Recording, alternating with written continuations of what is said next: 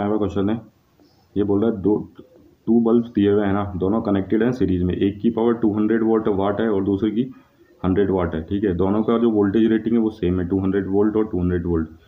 ये बोल रहा है इन दोनों को अगर सीरीज में कनेक्ट किया जाए, ठीक है, और इन दोनों के सीरीज कनेक्शन को 400 वोल्ट की सप्लाई दी जाए, ठीक है, तो ये बोल रहा है कि कौन सा बल्ब ब्राइटर ग्लो करेगा। ठीक है, अभी अपन कौन सा बल्ब ब्राइटर ग्लो करेगा, पहले मैं इसको आपको न्यूमेरिकली सॉल्व करके दिखाता हूँ। देखिए, ये सबसे पहले मैंने दो बल्ब लगा दिए, P1 और P2, ठीक है, और मैंने इनकी वोल्टेज रेटिंग लिख ली 200 वोल्ट और 200 वोल्ट, और आप सप्लाई लगा दी 400 वोल्ट की। ठीक है, अभी इसकी रेटिंग के अनुसार, ठीक है, ये P1 और V है ना, तो मैं इसका रेजिस्टेंस निकाल सकता हूँ इस बल्ब का क्या होगा, है ना। पावर इक्वल्स टू क्या होता है in terms of voltage V² R, तो R इक्वल्स टू क्या हो जाएगा V² P1।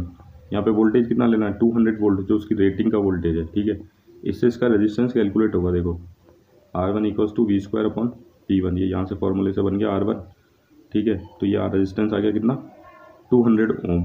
ठीक है, ऐसे ही मैं इस P2 का निकाल सकता हूँ रेजिस्टेंस, इसका आ जाएगा कितना 400 ओम। ठीक है, अब देखो मैं यहाँ पे बताता हूँ, इसका रेजिस्टेंस आया 200 ओम, इसका रेजिस्टेंस आया 400 ओम।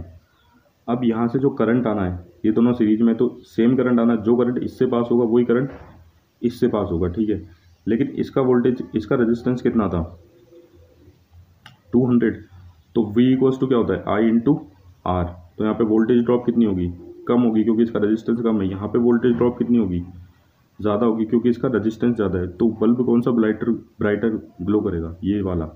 क्यों, क्योंकि इसका रेजिस्टेंस ज़्यादा है।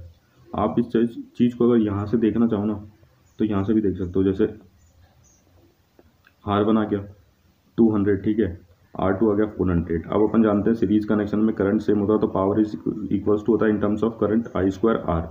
तो मैं यहाँ से बोल सकता हूँ कि power is directly proportional to R हो गया, क्योंकि करंट तो कांस्टेंट है ना, दोनों केस में सेम रहना है। ठीक है, तो जिसका जितना ज़्यादा रेजिस्टेंस उसकी इतनी ज़्यादा पावर। तो रेजिस्टेंस किसका ज़्यादा था, ज़्यादा निकला था R2 का, तो अपन बोल सकते हैं R2 की जो पावर होगी वो क्या होगा, ज़्यादा होगा। इसका मतलब वो क्या है, ज़्यादा ब्राइटर ग्लो करेगा। ठीक है, अगर आप अपन को इसको तीसरे तरीके से करना चाहो तो वो भी देख सकते हो।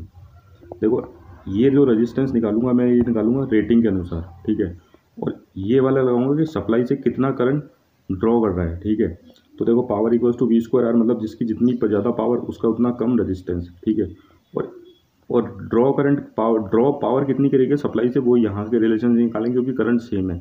जिसका जितना ज़्यादा रेजिस्टेंस उसकी उतनी ज़्यादा पावर। आप देखो यहाँ पे आते हैं अपन, ये देखो power equals power upon power. ठीक है, पावर मैंने क्या बोला, power is inversely proportional to resistance, है ना, क्योंकि सप्लाई वोल्टेज अगर सेम है, यहाँ पे वोल्टेज दोनों का कांस्टेंट है। ठीक है, तो इसका जो रेजिस्टेंस होगा वो कितना आएगा, जिसकी पावर ज़्यादा उसका रेजिस्टेंस कम।